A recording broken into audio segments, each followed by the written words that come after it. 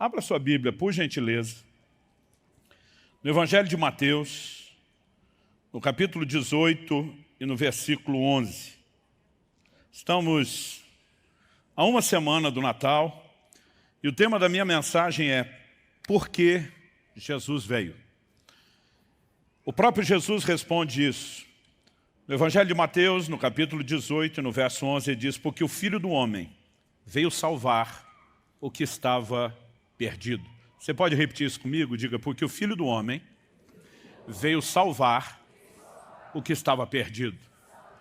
Então, num momento como esse, eu sei que existe muita discussão no meio cristão e nós muitas vezes transitamos de um extremo a outro, né, sobre o Natal ser ou não ser uma festividade bíblica. Na verdade, ele não é uma determinação bíblica, ele é parte de uma tradição cristã.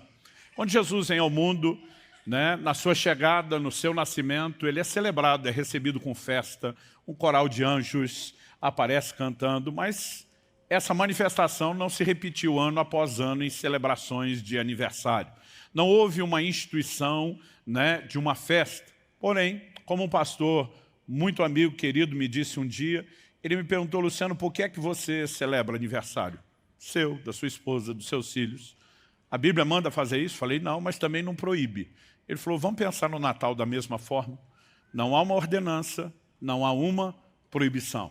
Parte dessas discussões é porque quando você estuda a história, lá no século IV, ano 300 e pouco, Constantino, imperador romano, né, até hoje ninguém consegue dizer com certeza se ele realmente se converteu ou não, embora sua mãe fosse muito piedosa, ele acaba adotando o cristianismo como a religião oficial do império. E de repente, os cristãos deixam de ser perseguidos para ter o suporte da figura principal do império. Constantino cristianizou cultos pagãos, alguns acreditam que era fruto de uma conversão evidente, outros apenas uma manobra para consolidar o império. E a partir disso, e é inquestionável que muitos ritos pagãos foram, né, cristianizados, alguns começam a dizer: o Natal é uma dessas, né, festas pagãs que foram cristianizadas. Eu já fui daqueles ferrenhos defensores anti-Natal, né? Mas a verdade é que, estudando a história, o Natal, como tradição cristã, era celebrado muito antes de Constantino. A maneira como nós temos procurado olhar para essa festividade, que não é uma ordem bíblica, mas não tem uma restrição, é na perspectiva, né, de uma oportunidade de pregar o Evangelho. Eu lembro no início do meu ministério pastoral, eu li um livro, é um tratado sobre missões, missiologia, muito interessante, recomendo a leitura, chamado O Fator Melquisedeque. Né? Ele fala de Melquisedeque, um sacerdote, né, totalmente desconhecido, né, um padrão de culto onde não havia determinações claras da parte de Deus, que de repente aparece no cenário da narrativa bíblica. E o autor do livro usa essa ideia, o fator Melquisedeque, para dizer que em toda cultura Deus tem inserido portas, aberturas, para que a proclamação do Evangelho aconteça. E o livro, na verdade, é uma tentativa de aconselhar e preparar missionários a terem ajustes culturais para pregar o Evangelho. Mas com aquela quantidade imensa de relatos mostrando, né, essa sabedoria de acharmos portas e conexões, eu acredito que esse seja um dos grandes motivos pelos quais nós podemos aproveitar essa celebração, seja ela uma ordenança ou não, uma vez que na cultura cristã em todo o mundo isso é algo mais do que consolidado, obviamente sem misturar as coisas, sem botar Papai Noel no meio, nada disso, nós podemos aproveitar esse momento. E para isso acredito que nós precisamos entender a essência da mensagem de por que Jesus veio, saber como isso nos toca, né, de uma maneira direta, e é a respeito disso que eu quero conversar com vocês hoje, sem nenhuma intenção de apresentar a vocês nenhum tipo de novidade. O apóstolo Paulo escreve aos Filipenses, ele diz: eu não me canso de lhes dizer as mesmas coisas. Hebreus capítulo 2 diz que importa que nos apeguemos com mais firmeza a verdades ouvidas. Né? O motivo da repetição é para que aquilo que a gente já sabe, já conhece, entre cada vez mais fundo dentro de cada um de nós. Aqueles são pais aqui, eu quero fazer uma pergunta: se algum de vocês conseguiu a façanha de dizendo uma única vez a seus filhos que eles deveriam arrumar a cama quando levantasse, se você conseguiu que isso funcionasse. Se você estiver aqui, nós queremos te aplaudir, queremos te dar dinheiro, queremos fazer o que for preciso, né? Porque nós sabemos que não é assim que funciona, né? Entre você ter uma informação, a transformá-la em um hábito, em uma prática, uma conduta, existe a necessidade de repetição e de se bater na mesma tecla. Eu creio que o propósito da mensagem hoje, né, ela é muito mais pastoral do que de ensino, é reforçar verdades que eu e você precisamos abraçar. Então, dito isso, eu quero que a gente possa ver o que a Bíblia nos orienta sobre por que Jesus veio. Em primeiro lugar, como o texto que nós lemos anuncia de maneira muito clara, pontual, ele veio para nos salvar. Isso é enfatizado em todo o anúncio da chegada, da vinda de Cristo ao mundo. Evangelho de Lucas, no capítulo 1, se você quiser acompanhar comigo, né? No momento da anunciação, né? A forma como chamamos o momento quando o anjo Gabriel se dirige a Maria e dá a ela a boa notícia. A Bíblia diz o seguinte, verso 28 de Lucas 1, aproximando-se dela, o anjo diz, salve agraciada, o Senhor está com você. Ela, porém, ao ouvir essa palavra, perturbou-se muito e pôs-se a pensar no que poderia significar a salvação, mas o anjo lhe disse, não tenha medo, Maria, porque você foi abençoada por Deus. Você ficará grávida e dará à luz a um filho, a quem chamará pelo nome Jesus. Daqui a pouco nós temos um outro texto a ser visto de Mateus, que explica um pouquinho melhor isso, mas eu quero te adiantar que o significado do nome Jesus, a forma grega de Josué ou Yeshua, que você encontra no Velho Testamento, é Jeová é salvação, ou seja, Deus salva. Nos versículos 46 e 47 de Lucas 1, quando Maria agora entende tudo o que está acontecendo e passa a glorificar a Deus, ela ora ou ela canta dizendo, então Maria disse, minha alma engrandece ao Senhor, o meu espírito se alegrou em Deus, meu Salvador. Ela entende a notícia da salvação, ela sabe que a salvação inclui até mesmo ela, e ela passa a exaltar a Deus, chamando-o de Salvador. Esse é o foco do anúncio da vinda de Jesus ao mundo. Quando nós vemos um pouquinho à frente, no mesmo capítulo 1 de Lucas, Zacarias, que é o pai de João Batista, por ocasião do seu nascimento, a Bíblia diz que cheio do Espírito Santo ele profetizou, versos 68 e 69, ele diz, bendito seja o Senhor, Deus de Israel, porque visitou e redimiu seu povo e nos suscitou plena e poderosa salvação na casa de Davi, seu servo. Mais uma vez, o reconhecimento é de que Deus está visitando o seu povo. Qual era a ênfase, qual era o propósito dessa visitação? O mesmo, salvação.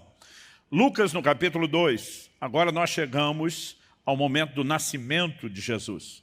E a palavra de Deus diz no verso 8, havia naquela mesma região pastores que viviam nos campos e guardavam seus rebanhos durante as vigílias da noite. E um anjo do Senhor desceu onde eles estavam, e a glória do Senhor brilhou ao redor deles. Ficaram tomados de grande temor. O anjo, porém, lhes disse, não tenham medo.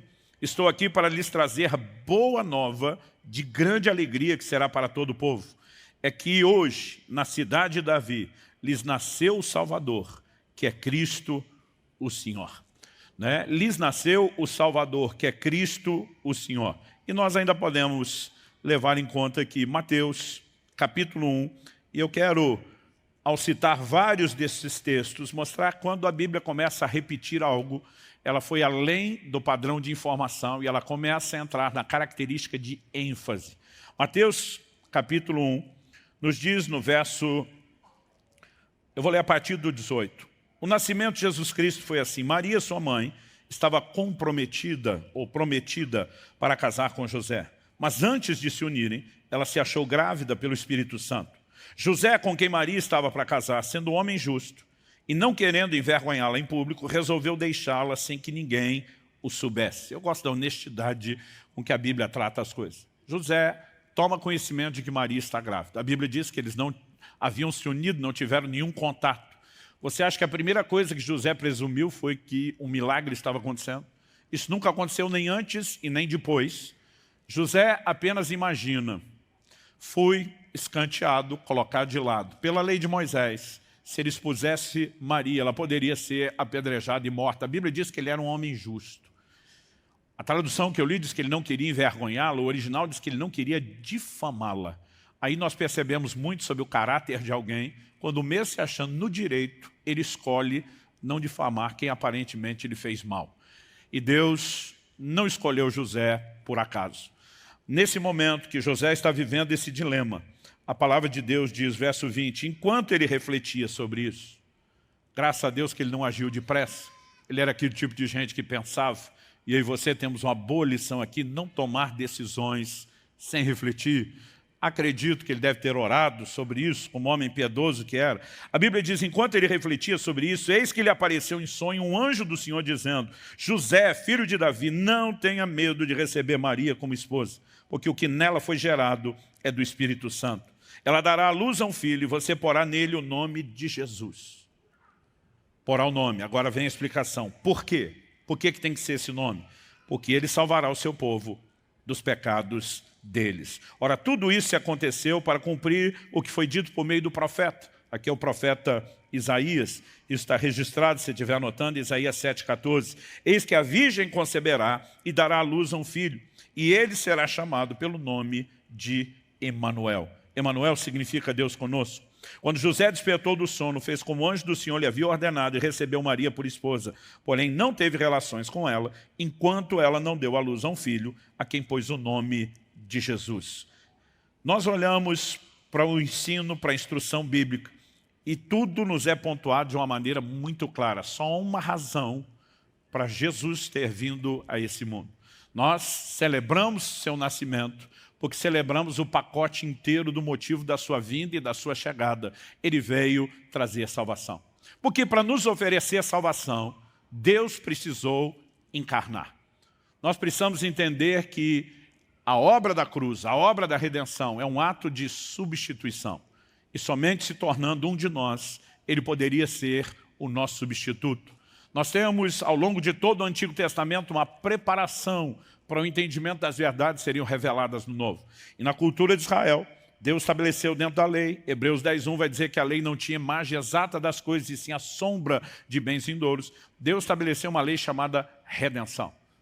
Então a Bíblia mostrava que se alguém, por exemplo, por conta de dívidas, chegasse a perder não só os seus bens, sua propriedade, mas a liberdade, alguém poderia ser escravizado por uma dívida não paga, ele tinha algumas opções para escapar daquela escravidão. Se isso acontecesse entre dois judeus, ele permanecia escravo 6 anos, no 7º saía livre. Uma outra possibilidade, se ele não fosse um judeu, era uma vez a cada 50 anos, havia o ano do jubileu. Todas essas coisas têm figuras simbólicas, mas, independente delas, se houvesse um parente próximo, que movido de compaixão, decidisse libertá-lo, bastava que ele pagasse a dívida.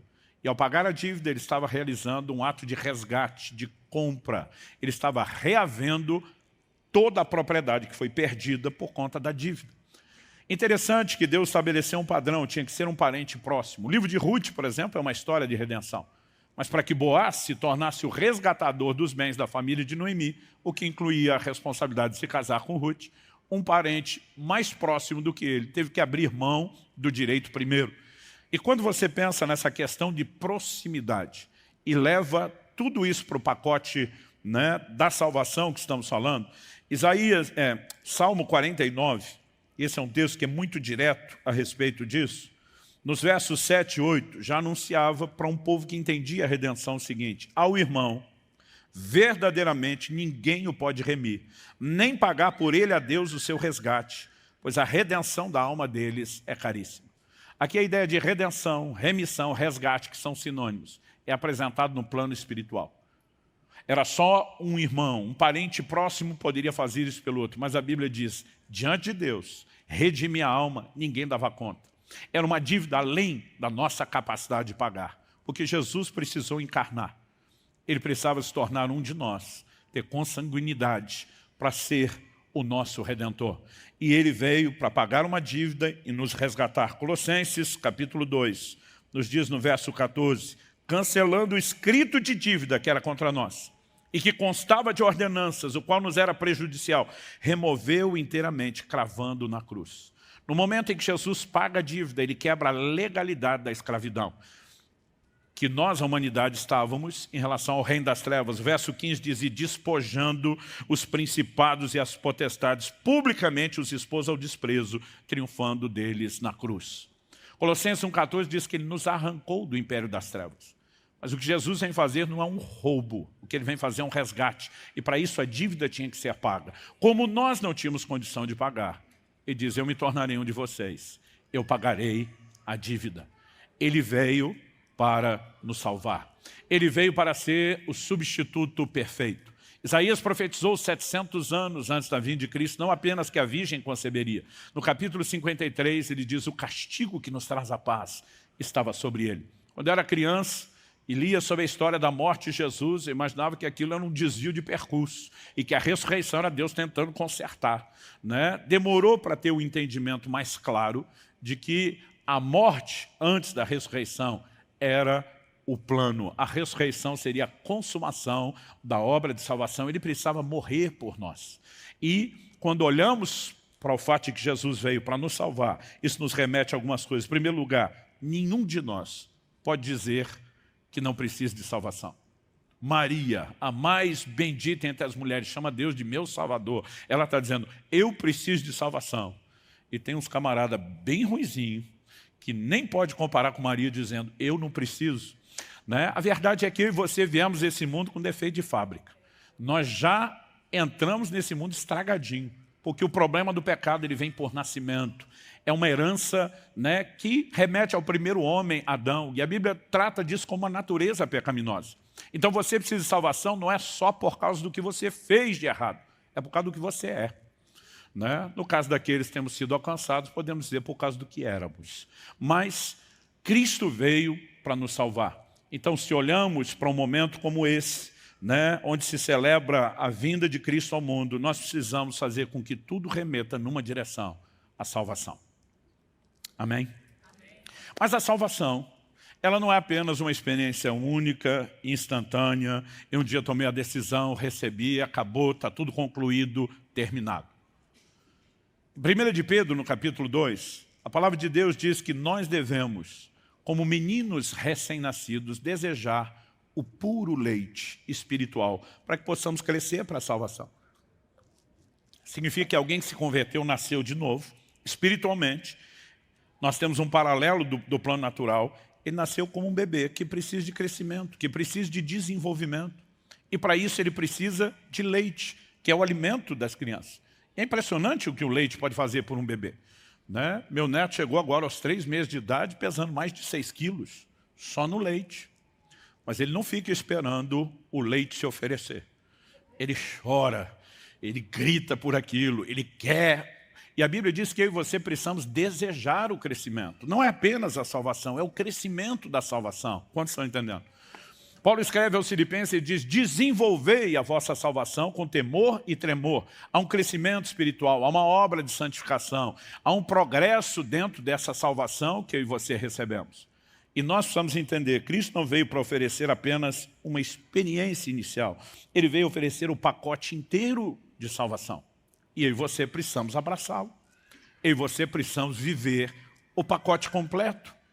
Na verdade, eu gosto de dizer que isso é a forma que eu e você temos de honrar a vinda de Cristo, o sacrifício de Cristo, a doação dele por nós. Em Filipenses, no capítulo 1, no verso 27, se você puder, abra comigo e me acompanhe. Ele diz assim no verso 27, ele já está no meio de um discurso. E no 27 ele diz, acima de tudo.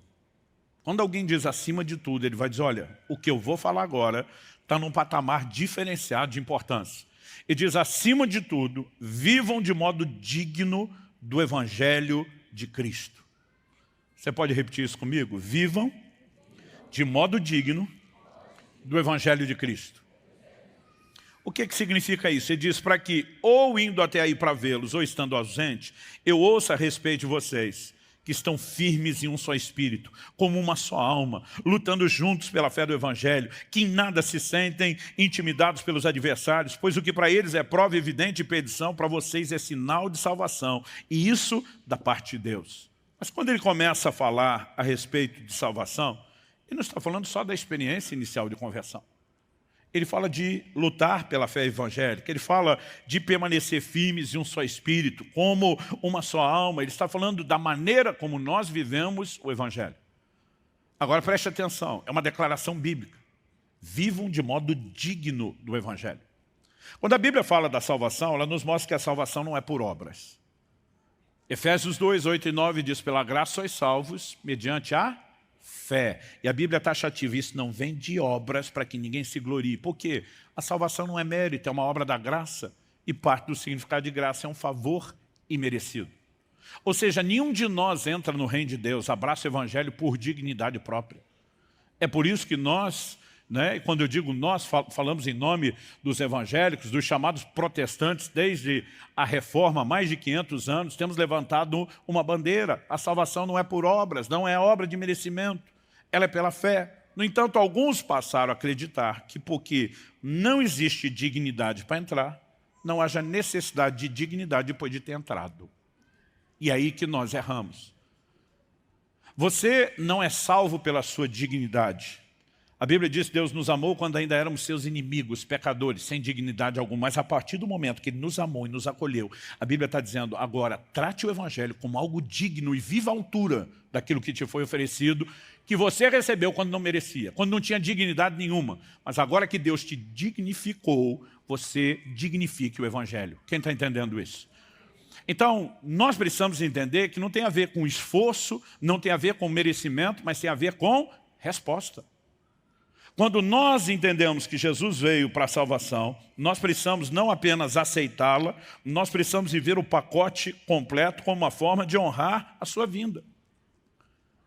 O apóstolo Paulo, quando escreve aos Coríntios, falando a respeito da ceia, e a ceia ela é um memorial da vinda de Cristo, como também da sua morte, da sua ressurreição, que anuncia o seu regresso futuro. Ele diz no verso 27, por isso, aquele que comer o pão ou beber o cálice do Senhor indignamente, será réu do corpo e do sangue do Senhor. Que cada um examine a si mesmo, e assim coma do pão e beba do cálice. O que ele está dizendo? A ceia é um momento de recordar a morte, ressurreição de Cristo e falar dele até que ele volte. É um momento onde celebramos sua vinda ao mundo. Com qual propósito? Nos salvar dos nossos pecados. Agora a Bíblia está dizendo, você vai celebrar a salvação dos pecados em pecado? Qual o sentido disso? A Bíblia diz, se examine, checa como está a sua vida. Veja se você está dando ao Evangelho a dignidade que ele merece. Porque a Bíblia diz, se você participar de forma indigna, celebrar a salvação dos pecados em pecado, você será réu de juízo. Aí os crentes, em vez de entender a essência do que Deus está propondo, eles tornam as coisas piores ainda. O que a Bíblia está tentando mostrar é que o que é digno de honra é justamente o Evangelho e o que Jesus fez. Mas as pessoas passaram a dignificar a ceia, não o sacrifício de Cristo. Aí chega o dia da ceia, o crente examina. Estou legal, não. O que ele faz? Não come. Mas não é isso que a Bíblia falou. A Bíblia não diz, examine, se estiver ruim, não coma. A Bíblia diz, examine e coma. Só que não coma de forma indigna. Então, se eu vou examinar, não posso participar de forma indigna, mas depois do exame eu tenho que comer, pressupõe-se o quê? Que entre o exame e comer eu faço o quê? Eu conserto. Porque Deus quer que eu e você vivamos da forma correta. Como somos imperfeitos, ainda podemos tropeçar, mas tropeço na vida do crente tem que ser um acidente que é imediatamente consertado. Não se protela a restauração espiritual. Porque o conserto é uma forma de dignificar o que Cristo fez. Agora preste atenção, o crente diz, eu estou em pecado, em vez de celebrar o perdão dos pecados em pecado, porque eu vou ser réu de juízo, eu não celebro, mas ele também não se conserta. Então ele está dizendo, a ceia é digna de respeito, o que Jesus fez, que se lasque. Esse tipo de atitude de se examinar e não comer é cuspir na cara do Senhor. Não existe respeito nenhum nisso. Você está respeitando o ritual, mas não a pessoa celebrada por trás do ritual. Quem está acompanhando? Então, se nós vamos celebrar Jesus, nós precisamos entender o pacote completo. E além de reconhecer que Ele veio me salvar enquanto perdido, depois de salvo, Eu preciso permanecer na presença dele. Eu preciso me adequar agora, não por mero esforço, com o auxílio do Espírito Santo, com os recursos da graça de Deus, com tudo que ele me disponibiliza, até porque o próprio Jesus disse, sem mim nada podeis fazer, até para viver plenamente nele nós precisamos dele, mas temos responsabilidade de corresponder com ele no processo. Então nós precisamos agora de uma resposta devida, honrando a sua vinda, honrando aquilo que ele fez. Quem está entendendo, diga amém. Quando um crente simplesmente deixa de cear, ele não fez nada direito. Ele simplesmente arrumou uma forma que na cabeça dele é, eu vou continuar em pecado sem ser réu de juízo. O juízo não é por causa da ceia, é por causa do pecado. E se o pecado não é tratado e resolvido, vai ter juízo com ou sem ceia. Então nós precisamos entender que o tempo todo a Bíblia nos chama a uma recordação do que ele fez, para que haja também uma resposta, para que haja ajuste, para que haja adequação na nossa forma de viver, no nosso estilo de vida. Agora, isso não deveria acontecer por medo do juízo. E segundo aos Coríntios, no capítulo 5 e no versículo 14, o apóstolo Paulo diz assim, pois o amor de Cristo nos constrange. Esse amor é tão intenso, é tão absurdo, que ele nos constrange. Eu gosto como João define isso.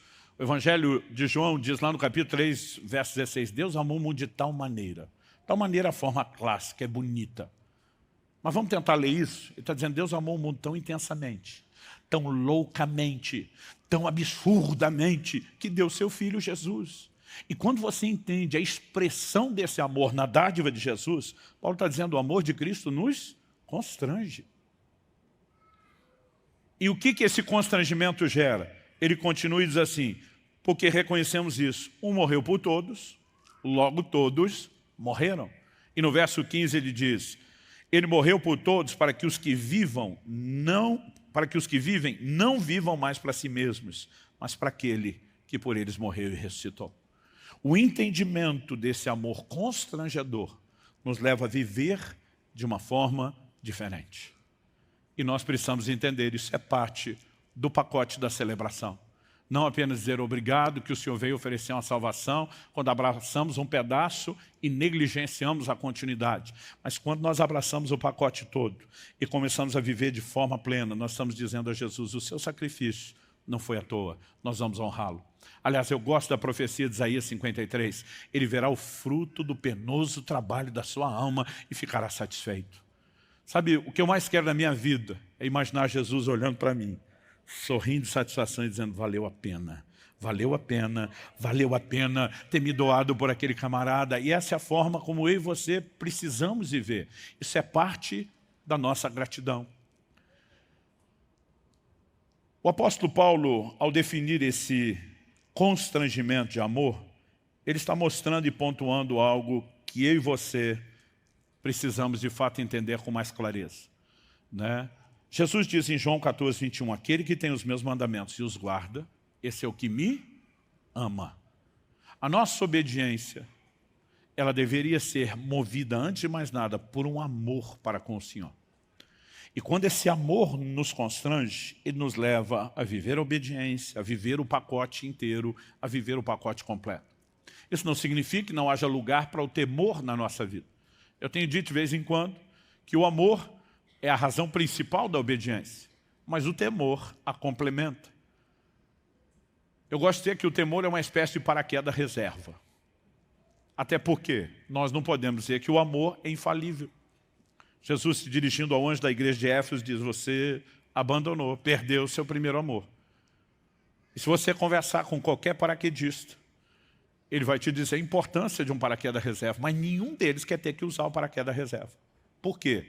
Há uma diferença enorme no tamanho, na forma como ele desdobra, como você desce. Quando você desce com o paraquedas principal, né, é um voo mais panorâmico, tranquilo.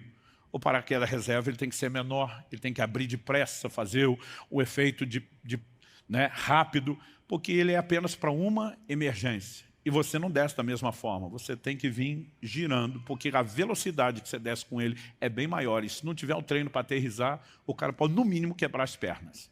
Mas nenhum deles quer usar, mas são gratos que ele está lá quando precisa. Eu costumo dizer, o temor é parte do pacote. A Bíblia diz que nós temos que sujeitar-nos uns aos outros no temor de Cristo. mas ele não é o paraquedas principal. Né? Se em algum momento o seu amor for comprometido, que o temor te ajude. Mas a Bíblia nos chama a valorizar essa obediência, essa resposta em nome do amor. E nós precisamos entender que isso é uma expressão de gratidão e uma maneira de honrar a sua vinda, a vinda do Senhor Jesus. Quem está entendendo, diga amém. Mas em terceiro lugar, nós precisamos entender que esse mesmo Jesus, que veio para nos oferecer salvação, para nos oferecer reconciliação. Interessante que logo depois, nos versos 14 e 15, falar que o amor de Cristo nos constrange, que nós temos que viver por Ele. Né? O apóstolo Paulo vai dizer no verso 17, se alguém está em Cristo, é uma criatura nova, as coisas velhas já passaram, tudo se fez novo. E aí no verso 18, de 2 Coríntios 5, Paulo diz assim, olha, tudo isso provém de Deus, que nos reconciliou consigo mesmo por meio de Cristo. Quantos são gratos a uma nova criatura? E diz, tudo provém de Deus. Deus nos reconciliou por meio de Cristo. Mas ele não para aí. Porque agora ele está falando com gente reconciliada. Ele está falando com gente que já abraçou essa experiência inicial, o início do processo de salvação. Ele diz, tudo isso provém de Deus que nos reconciliou consigo mesmo por meio de Cristo. E ele diz assim, e, agora vem o aditivo, nos deu o ministério da reconciliação. Em outras palavras, Paulo está dizendo, nós não fomos apenas reconciliados.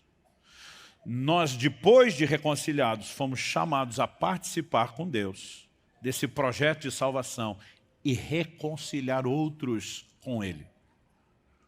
Nesse pacote, nós precisamos entender que não só tem salvação para nós enquanto indivíduos, não só tem o desenvolvimento da salvação e vivê-la de forma intensa, é honrar o que Jesus veio fazer, mas existe também um chamado, uma convocação. E eu diria que, embora seja uma responsabilidade, nós não podemos perder a perspectiva de que é um privilégio, de poder cooperar com o Senhor, com esse grande, extraordinário projeto de salvação. Quando você olha para os apóstolos, é inegável a maneira como Jesus, já logo ao chamá-los, pontua o que ele esperava deles. No Evangelho de Mateus, no capítulo 4, no verso 19, a Bíblia diz que Jesus, falando com Pedro e André, diz, venham após mim, e eu farei de vocês pescadores de homens. Sabe o que ele está dizendo? Eu não vim só salvar vocês.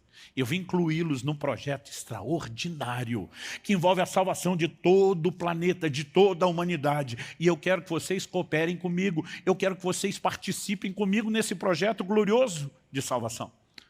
Então a Bíblia diz, ele nos reconciliou, mas ele nos deu o ministério da reconciliação.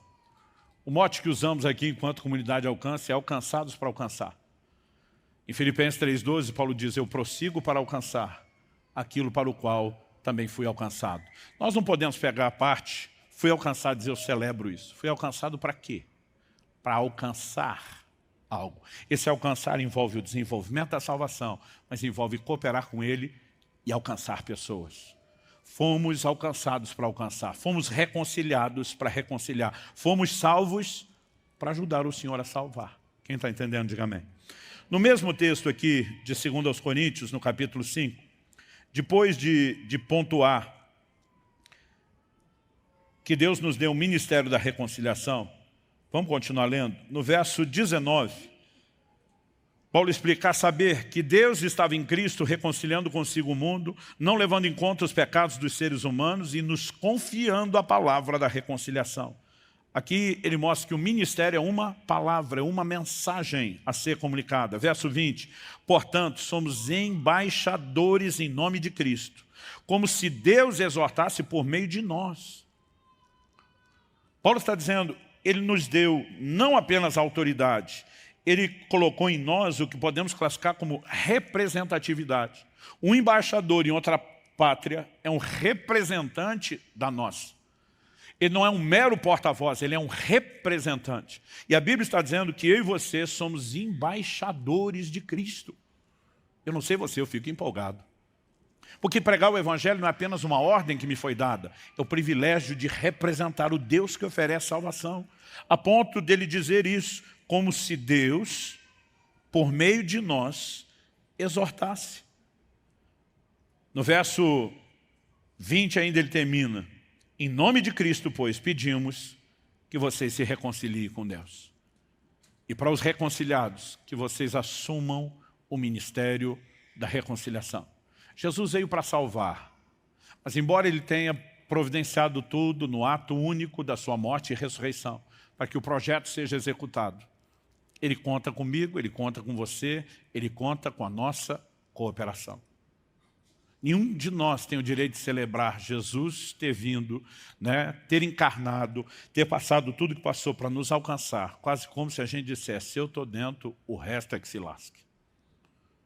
Nós precisamos entender que Deus não nos amou apenas enquanto indivíduos. A Bíblia diz, Deus amou o mundo. 1 Timóteo 2,4 diz que Deus deseja que todos se salvem e cheguem ao pleno conhecimento da verdade. E nesse projeto, Ele nos chamou para participar não apenas no sentido de desfrutar, mas para participar no sentido também de trabalhar. Eu olho para um Paulo que entendeu isso com tanta clareza, se doou à pregação do Evangelho de uma forma impressionante. A declaração dele em Atos 20, 24 é uma inspiração para mim. Quando ele diz, em nada considero a minha vida preciosa para mim mesmo, desde que eu complete a minha carreira e o ministério que recebi do Senhor Jesus para testemunhar o Evangelho da graça de Deus. Eu penso, como o cara podia ser tão focado, determinado no cumprimento de uma missão?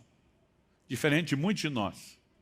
Quando ele foi alcançado por Jesus, não disseram para ele apenas que ele estava recebendo algo. Ele foi rapidamente notificado que o que ele recebeu, ele tinha a responsabilidade de compartilhar. Eu gosto de uma frase, eu não sei de quem é a autoria, mas eu vejo o pastor Carlito Paz sempre citando, e diz que na vida cristã nós precisamos aprender a receber, celebrar e compartilhar. Quando falamos da salvação, temos a responsabilidade de receber, precisamos celebrar, mas também precisamos compartilhar. Em Atos, no capítulo 9, então logo Saulo tem um encontro com Cristo, a Bíblia diz no versículo 9 que ele fica 3 dias sem ver, e a Bíblia diz, durante os quais nada comeu nem bebeu. Imagina a crise que esse homem está. Ele era um perseguidor de Cristo e dos cristãos, agora ele se converteu. Ele está debaixo de um impacto, ele está vivendo um momento de arrependimento, de repensar tudo. Ele está lá orando. Nós vamos descobrir mais à frente que ele estava orando. A Bíblia diz, versículo 10, havia em Damasco um discípulo chamado Ananias. O Senhor lhe apareceu numa visão e disse, Ananias, ao que ele respondeu, eis-me aqui, Senhor. Então o Senhor lhe disse, levante-se, vá à rua que se chama Direita, e na casa de Judas, procure por um homem de Tarso chamado Saulo. Ele está orando. E numa visão, viu entrar um homem chamado Ananias, impôs-lhe as mãos para que recuperasse a vista. Então aqui nós sabemos que além de não comer e não beber, ele estava orando. E agora Jesus está dizendo a Ananias, preciso de você. A tradução da Bíblia na linguagem de hoje, versão mineira, é, preciso de você. Ananias vai retrucar, Senhor, o homem não é flor que se cheire. Você vai ver a partir do verso 13. Ananias, porém, respondeu, Senhor, de muitos tenho ouvido a respeito desse homem, quanto mal tem feito aos teus santos em Jerusalém. Aqui em Damasco, ele tem autorização dos principais sacerdotes para prender todos os que invocam teu nome. Imagina se fosse hoje, em linguagem contemporânea, se o Senhor Jesus não arriscaria brincar, sabe de nada, inocente. O Senhor diz para ele, não, você precisa ser atualizado. Verso 15, o Senhor disse a Ananias, vá, porque este é para mim um instrumento escolhido para levar o meu nome diante dos gentios e reis, bem como diante dos filhos de Israel. Mais à frente, em Atos 22, quando Paulo está dando o testemunho da sua conversão a Félix, ele mostra que Ananias não só ouviu isso de Jesus, mas entre o momento que entra, até impor as mãos e ministrar, essa mensagem é comunicada a Paulo. Sabe o que esse cara aprendeu logo nos primeiros dias da salvação? Deus não queria apenas alcançar você. Ele alcançou você com um propósito. Ele precisa que você o ajude a alcançar outros. Assim como ele disse aos primeiros apóstolos, eu vou fazer de vocês pescadores de homens. Ele estava dizendo, eu preciso de você. E a minha e a sua vida cristã precisa ser norteada por esse entendimento. Nem todos fomos chamados para pregar a palavra de Deus num púlpito, mas todos precisamos aprender a compartilhar nossa fé. Eu vejo pessoas que não compartilham a sua fé. Tem gente que fala assim, eu ainda não tenho entendimento bíblico. Eu digo para alguns, faz que nem a mulher samaritana. Aquela que encontra Jesus em Sicar, junto ao poço de Jacó, ela sai correndo na cidade e diz, vem ver um homem que falou tudo que eu tenho feito. Ela não tinha nada para pregar, mas falou, olha, esse camarada impactou minha vida e vocês têm que vir ouvir ele. E todo mundo foi para ouvi-lo. Depois eles dizem para a mulher, agora nós cremos nele pelo que ouvimos dele, não é nem pelo que você falou. De vez em quando eu digo para uns, falo, pastor, eu não sei o que eu pregar. Eu digo, traz para mim que eu prego. Foi que nem a mulher samaritana. Mas sabe, 1 de Pedro 3,15 diz que nós devemos estar sempre preparados para saber responder a qualquer um que indagar acerca da razão da esperança que é em nós. Significa que a responsabilidade de estar preparado é sua. Isso não vai vir por osmose enquanto você dorme, não vai ter download gratuito, não vem pelo tempo de vida cristã se você não se dedicar a aprender. Então alguém diz, como é que eu posso aprender? Primeiro, nós temos a escola bíblica justamente para ajudar as pessoas a aprenderem. O problema é que nós não damos valor à vida cristã. Então, na cabeça de alguns, isso é programa de quem não tem o que fazer. E nós não entendemos a importância, a prioridade que isso deveria ter. Além disso, nós oferecemos inúmeras ferramentas e recursos, inclusive online. Mas muitas vezes as pessoas preferem gastar todo o seu tempo maratonando seriado do que aprendendo Bíblia. E sabe, tem crente que além dele não falar de Jesus para ninguém, até quando alguém pergunta, ele engasga. Ele não sabe responder. Mas a Bíblia está dizendo que eu e você precisamos estar preparados. Gente, Tiago, capítulo 4, verso 17, diz assim, aquele que sabe fazer o bem e não faz, peca. Pecado não é só fazer o que é errado, o que é proibido, é não fazer o que é certo, o que nos foi ordenado. Então existem pecados de omissão, pecados de negligência. Então, por exemplo, se você sabe que alguém está passando fome, pode fazer alguma coisa, cruza os braços, você está pecando por negligência. Porque naquele momento, oferecer alimento é fazer o bem.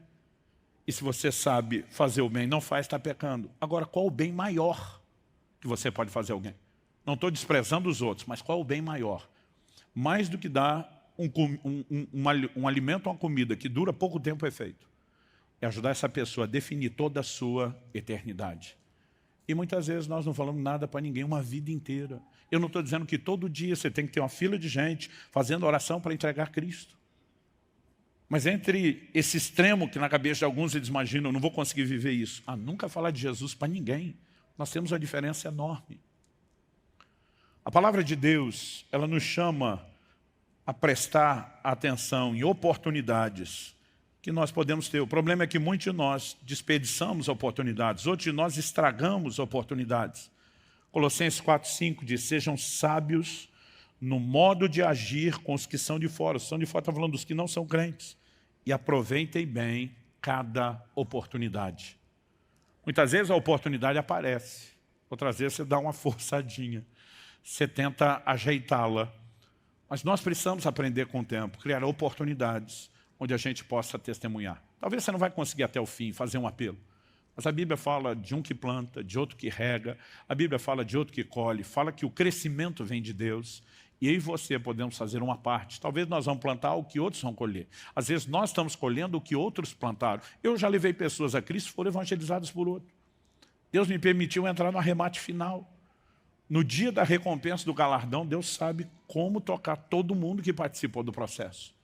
Mas o que quer que seja que a gente faça, nós devemos fazer crendo que Deus, de alguma forma, vai agir, que não é apenas a gente. Não se trata de um testemunho. Eu tenho visto, às vezes, pequenas palavras, mas que vêm com aquela clareza do Espírito Santo. Eu lembro de uma vez que eu fui desejar para um Feliz Natal. Eu falei, Feliz Natal. E, por favor, não esqueça o aniversariante. O cara me olhou e falou, como é que é? Eu falei, o Natal vocês vão celebrar o nascimento de Cristo, não é? O aniversariante é ele. Eu falei, mas lá vocês vão encher o bucho de comida. Conhecendo você e sua turma, vocês vão se empanturrar de bebida. Só não esqueça o aniversariante, porque essa festa de aniversário não tem sentido ser celebrada se vocês não lembrar dele. Depois esse camarada me disse que ele ficou perturbado com essa frase. Não significa que ela vai ter efeito para todo mundo, mas nós precisamos simplesmente aprender a cooperar com Deus. Quem está entendendo? Temos uma responsabilidade. O que Jesus nos deu, nós classificamos de a grande comissão. Ele diz, façam discípulos das nações, ide por todo mundo, pregue o evangelho a toda criatura. A grande comissão não é a grande sugestão, é uma ordem. Infelizmente, na prática, ela tem se tornado a grande omissão. Dá para arrancar o ser fora, porque a maioria de nós não tem feito. E nós precisamos entender que não repartir o que recebemos não é só falta de gratidão e honra para com aquele que nos salvou. É descaso e é desobediência. Como disse antes, a minha intenção aqui não é falar nenhuma novidade, mas é te ajudar a celebrar o pacote completo.